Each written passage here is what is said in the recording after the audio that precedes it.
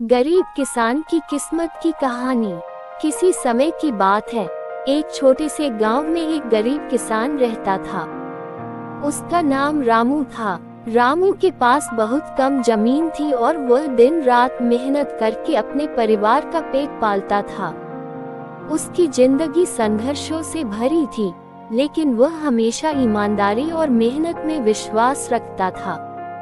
हर दिन रामू सूरज उगने से पहले ही खेत पर चला जाता और देर शाम तक काम करता। उसकी फसल भी बहुत अच्छी नहीं होती थी, क्योंकि उसकी जमीन बंजर और पानी की कमी थी। फिर भी वह कभी हिम्मत नहीं हारता और अपनी कोशिशें जारी रखता। एक दिन रामू के खेत में एक साधु आया।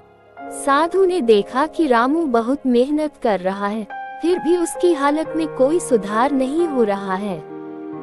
साधु ने रामू से कहा, तू बहुत मेहनत कर रहा है, लेकिन तेरी किस्मत तुझे आगे बढ़ने नहीं दे रही। मैं तुझे एक सलाह दूंगा जिससे तेरी किस्मत बदल सकती है।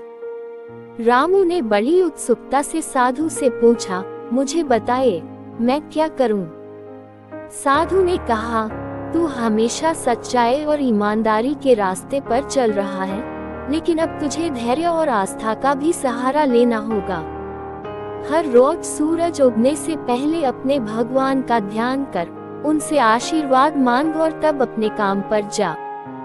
रामू ने साधु की बात मान ली। वह हर रोज सुबह भगवान का ध्यान करने लगा और पहले से भी ज्यादा मेहनत करने लगा। कुछ महीनों बाद रामू की फसल बहुत अच्छी हुई और उसे अच्छा मुनाफा मिला। धीरे धीरे रामू की जिंदगी बदलने लगी। वह अब सिर्फ एक गरीब किसान नहीं रहा, बल्कि गांव का सबसे समृद्ध किसान बन गया। इस तरह रामू की मेहनत, आस्था और ईमानदारी ने उसकी किस्मत बदल दी। कहानी हमें ये सिखाती है कि चाहे कितनी भी मुश्किलें क्यों न आए, सच्चाई, मेहनत और धैर्य से इंसान अपनी किस्मत खुद लिख सकता है।